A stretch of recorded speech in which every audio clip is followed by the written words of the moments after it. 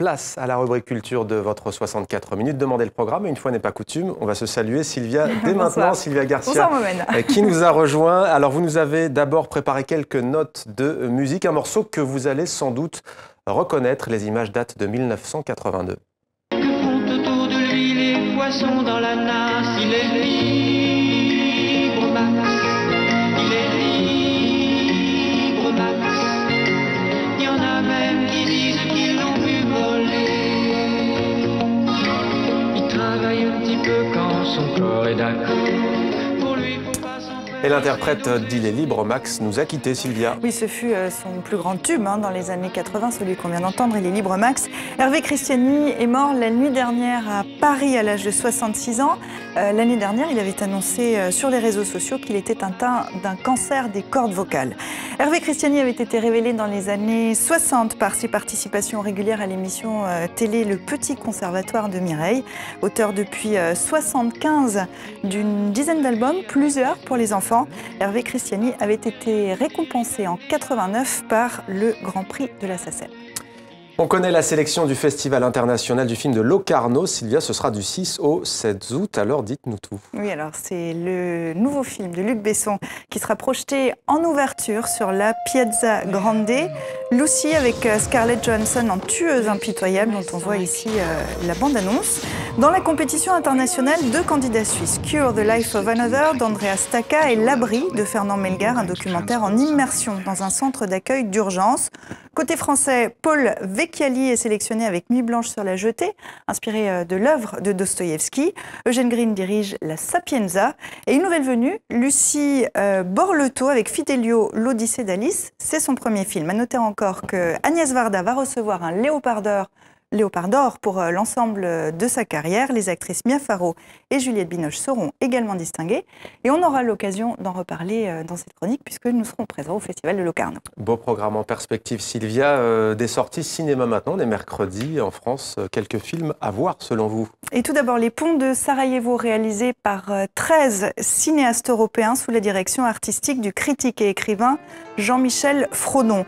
Convulsions et cicatrices de cette capitale bosniaque, aujourd'hui sinistrée, sous la forme de courts-métrages. Tous évoquent à leur manière l'histoire de cette ville de 1914 à aujourd'hui.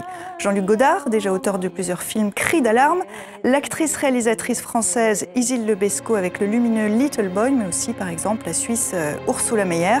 Les Ponts de Sarajevo a été présenté hors compétition au dernier Festival de Cannes. Un résultat toutefois inégal pour la critique. Également présenté hors compétition à Cannes, Sylvia, L'homme qu'on aimait trop, qui est aussi en salle. Oui, c'est le dernier film d'André Téchiné. Il signe là sa 7e collaboration avec Catherine Deneuve, mais à l'écran également Guillaume Canet et Adèle Haenel dans les rôles principaux. Le film est inspiré d'un fait divers, comme nous l'explique Marie Jojon. C'était il y a 37 ans. Agnès Leroux, riche héritière d'un casino de Nice, tombe follement amoureuse de Maurice Agnelet, l'avocat de sa mère. Quelques mois plus tard, la jeune femme disparaît. L'avocat est suspecté du meurtre. Ancré dans la réalité, un drame à 3 personnages. La fille, Agnès Leroux, à droite la vraie, Maurice Agnelet, l'amant, et René Leroux, la mère d'Agnès. Le scénario du film a été coécrit par le propre frère d'Agnès Leroux. André Téchiné était persuadé que j'avais beaucoup de haine contre Maurice Agnelet et que je chercherais forcément à l'exprimer à travers le texte. Et je pense qu'il ne m'a jamais cru lorsque je lui ai dit que non, je n'avais pas de haine parce que... Je ne dis pas que je ne l'ai pas eu à un certain moment, mais à partir du moment où on a réussi à ce qu'il soit renvoyé aux assises et finalement on a commencé à maîtriser la situation, je n'avais plus de raison d'avoir de haine envers lui. Il fallait juste qu'on réussisse à sa condamnation. En 2007, Maurice Agnelet est condamné à 20 ans de réclusion. Il faudra attendre un 3e procès en 2014 pour que sa condamnation soit définitive. À chaque fois, Maurice Agnelet est décrit comme froid et manipulateur. Je te demande pardon. Maintenant, je veux un sourire. Un personnage ambigu incarné par Guillaume Canet. Un vrai. C'est vrai que c'est un personnage extrêmement complexe, extrêmement double, avec une part de séduction très forte et à la fois une part de domination, d'un côté totalement dévastateur. Le film raconte aussi sur fond de guerre des casinos le combat acharné d'une mère. Elle va rester comme ça, suspendue à ce drame et toute sa vie, elle va chercher à faire accuser et faire condamner plutôt Agnelet qu'elle soupçonne, enfin qu'elle pense véritablement être l'assassin de sa fille. Ce type te rendra malheureuse. Le corps d'Agnès Leroux n'a pas été retrouvé. À ce mystère, le film n'apporte pas de réponse, mais nous plonge dans une passion dévastatrice. Un mot de théâtre, Sylvia, avec cette nomination à la tête de la Comédie Française. Éric Ruff a été choisi par le président de la République pour diriger le plus prestigieux théâtre de France.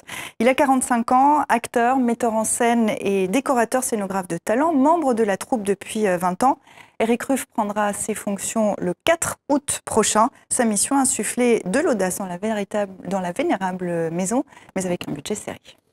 L'Amérique qui tue l'un de ses héros, Sylvia. Archie Andrews est mort, Mohamed. Archie Andrews est un personnage de bande dessinée créé en 1941. Il est archi connu des adolescents américains. Et c'est la maison d'édition Archie Comics qui l'annonce. Le personnage prend une balle en tentant de sauver un ami homosexuel, un sénateur qui milite contre les armes à feu. Message politique aux réactions positives dans la presse spécialisée.